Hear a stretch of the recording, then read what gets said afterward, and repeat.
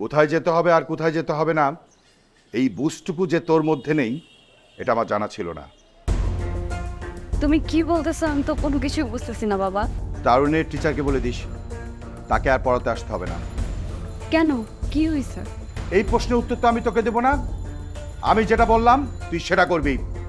আসুন, এ মাসে 15 তারিখ আমার বন্ধুর ছেলে সুমন বিদেশ থেকে বাংলাদেশে আসবে।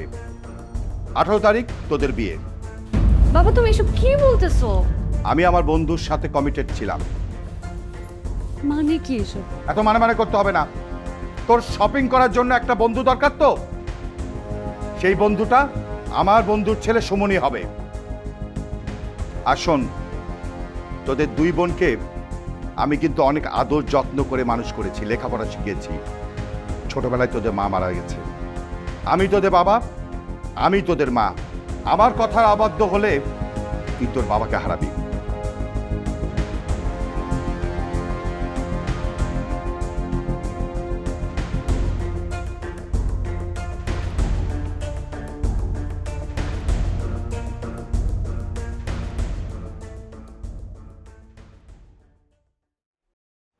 বুঝলো ভাই, কি এমন গোপন কথা যে আমার টাকা লাগলো? আজকে তো তোর চাকরিও নাই, টিউশনই নাই, এই বাসাও থাকতে পারবি না, শেষ। কিন্তু বুঝলো ভাই, আমার অপরাধটা কি? তুই কি, তুই একটা দারোয়ান। তোর বাপ এখনো মানসির জমি নিয়ে বর্গা চাষ করে, আর এই বিল্ডিং এর ফ্ল্যাটের মালিকের মেয়ের সাথে যাও তুমি শপিং করবেন না? ফালতু কানকার। আরে তোর কলজেটা কত বড়, হ্যাঁ?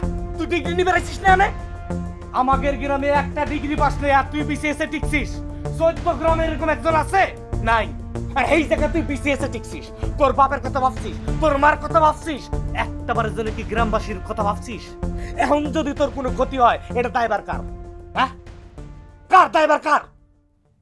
তুমি কোনো চিন্তা করো না বুঝলো ভাই, আমি এই বাসা ছেড়ে চলে যাবো। তোমার চোখের সামনে কখনো পড়তে চাই না বুঝলো ভাই। হ্যাঁ, অপরাধ করছিস না? চলে তো যাবি, যা চলে যা, তোর চোখ যেদিক যায় তুই চলে যা বাইরে। তোর যে লক্ষ্য, এই লক্ষ্যটা কোনো জায়গায় শরীর না। শোনা দেখ, তোর দিকে কিন্তু মেলা মানুষ, আমাদের পুরা গ্রামের লোক টাকা রয়েছে তোর দিক। যে স্বপ্ন নিয়ে ঢাকা আসছিলি ওই স্বপ্ন ঠিক রাখিস।